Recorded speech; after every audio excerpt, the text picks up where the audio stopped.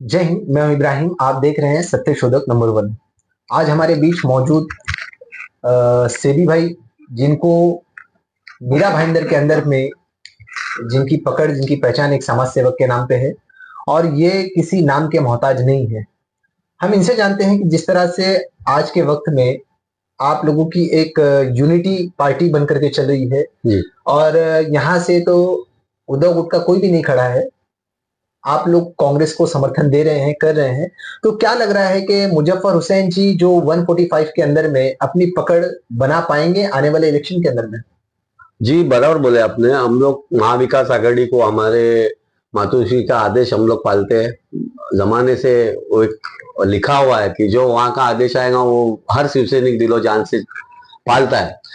मुजफ्फर हुसैन साहब को आप बोले क्या लगता है, क्या लगता है? नहीं, मुजफ्फर हुसैन साहब को एक्चुअली इस बार लोग जिता के ही देने वाले, क्योंकि ये पिछले जो साल हो गए, 10 साल पकड़ो, आज आप देखो कि कुछ काम तो नहीं हुआ, लेकिन आप देखे रहेंगे कि आपसी झगड़े में पब्लिक मजे ले रही है। एक्चुअली वो पब्लिक को जो मेन मुद्दा है ना, वो अभी तक ये दोनों समझा नहीं पा रहे। मैं नाम नहीं लूंगा कैंडिडेट का, लेकिन विरोधी विरोधी है। मैं तो महाविकास आघाड़ी का ही बंदा हूँ। सैबी फर्नांडिस शिवसेना शहर प्रमुख है, तो जाहिर सी बात है मैं विरोधियों को डायरेक्ट विरोध नहीं करूंगा, लेकिन उनके जो 10 साल किए हुए काम, उन्होंने कुछ काम नहीं किया है। मुजफ्फर हुसैन साहब के पास विजन है, साफ सुथरा आदमी है और सर्वधर्म समाभाव वाला है। तो इसका इम्पैक्ट ये है कि पिछले 40-45 साल से, और सबसे बड़ी बात, वो यहाँ के लोकल है। आज तुम रास्ते पे वहां नया नगर में तुम जाओगे भी तो कभी बंगले के बाहर खड़े दिखेंगे, कभी इधर दिखेंगे, तो लोगों की नजर में लोग रूबरू है उनसे। तो इस बार ऐसा माहौल है कि मुजफ्फर हुसैन साहब का पल्ला भारी होना है और निश्चित रूप से वो जीतेंगे। मुजफ्फर हुसैन जी के पास में मीरा भाईंदर के लिए ऐसे कौन कौन से मुद्दे हैं जिसे लोग जो है ये समझे कि नहीं, हमें मुजफ्फर जी को वोट करना चाहिए? उनके पास मुद्दे तो देखो, मेन जब वो 10 साल के एमएलसी थे ना, तभी बहुत लोगों ने बोला कि उनके 10 साल में क्या कार्यकाल किया, लेकिन आज लोगों को सब नजर में आ रहा है। देखो, जो शमशान घाट का सबसे बड़ा मुद्दा था, आज हमारे ग्रेवयार्ड जितने भी हिंदू मुस्लिम सिख, जितने भी धर्म के ग्रेवयार्ड यहाँ बनाए, शमशान बोलते हैं उसको हम, पहले वो नहीं था इधर। ये उनके कार्यकाल में बना, और सबसे इंपॉर्टेंट बात है, उनका विजन तो बहुत बड़ा है, बहुत गिनवाने का है मेरे को, लेकिन एक मूलभूत मुद्दा जो है वो शमशान का बहुत मसला था। वो उन्होंने इधर इस तरीके से किया कि हम वहां जाएंगे तो लोगों को सुकून भी लगता है और एवरीथिंग इज इंडिपेंडेंट। एक जमाना ऐसा था कि जहां तक मैं सुना हूं कि यहाँ लोग है ना, दफनाने के लिए उनको भाईंदर जाना पड़ता था। दूसरा रहा मच्छी मार्केट, तीसरा ब्लड बैंक, म्युनिसिपैलिटी, हॉस्पिटल, और बहुत सारे रिजर्वेशन में जिनको उनको काम करना था, लेकिन ये 10 साल में उनका टर्म आया नहीं। तो मेरे को लगता है ये टर्म जो मिलेगा, तो जो पब्लिक को पसंद है, जो पब्लिक के हित में है, वो हर मुद्दे को लेके वो विधानसभा में आवाज उठाएंगे और मीरा भाईंदर शहर को एक मजबूत और अच्छा इंफ्रास्ट्रक्चर वाला शहर बनाएंगे। जैसे कि इस वक्त में घमासान आपस में चल रही है, एक तरफ गीता जैन जी, दूसरी तरफ नरेंद्र मेहता। इस बीच में किस तरह से मुजफ्फर हुसैन जो है अपनी गाड़ी को तेज करके विधानसभा तक पहुंचाएंगे? कैसा है, वोटों का तो विभाजन होने ही वाला है, क्योंकि दोनों सामने विरोधी ऐसे है कि बहुत जीत पे है। तो पब्लिक तो तमाशा देख रही है, तो पब्लिक तो मजे ले रही है। अभी इलेक्शन का माहौल है, हर गली नुक्कड़ पे चर्चा सिर्फ इलेक्शन का है, बाकी कोई चर्चा ही नहीं।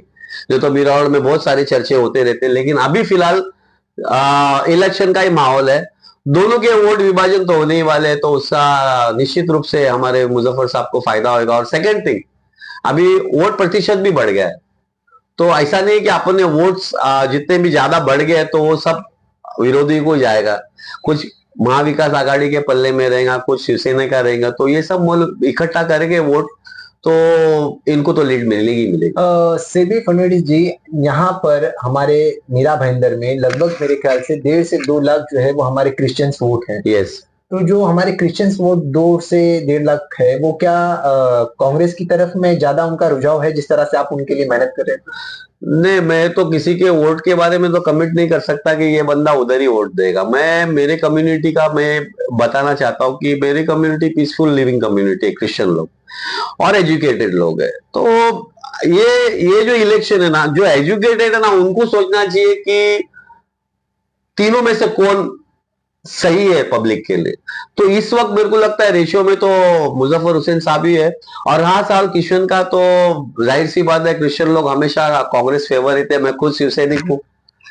अगर मैं भी खड़ा रहूंगा तो क्रिश्चियन लोग मेरे को नहीं लगता है, लेकिन मेरे काम मेरे कार्य देख के मेरे को तो उसको उस बल पे तो उन लोग ये करेंगे। लेकिन क्रिश्चियन के जितने भी वोट है, समझो ना, एक 80% हरेगा तो भी 40% तो कांग्रेस को जाएगा। मेरा आपसे आखिरी सवाल है कि जिस तरह से कांग्रेस आज एक इक्वलिटी की बात कर रही है, पीसफुल रहने की बात कर रही है, हम सबको एक साथ में चलने को लेकर के बात कर रही है, पर वहीं दूसरी तरफ जो धर्म की राजनीति यहाँ मीरा भाईंदर के अंदर में हमें कुछ सालों से देखने को मिल रही है। कोई शेर बनने को तैयार है, कोई शेरनी बनने को तैयार है, तो मुजफ्फर जी क्या बनने को तैयार है जनता के लिए? मुजफ्फर हुसैन जनता के लिए एक one of the best person बनने के लिए तैयार है। ये सब शेरबीर का I don't believe in that, क्योंकि जो मौके पे मारा चौका वही सरस है। अच्छे अच्छे शेर भी है ना, मैंने देखा है, तुम निकाल के भागे ले, समझे कि नहीं? तो अपने को शेर बीर में नहीं काउंट करने का, अपने को सामने वाले का विजन कैसा है वो काउंट करने का।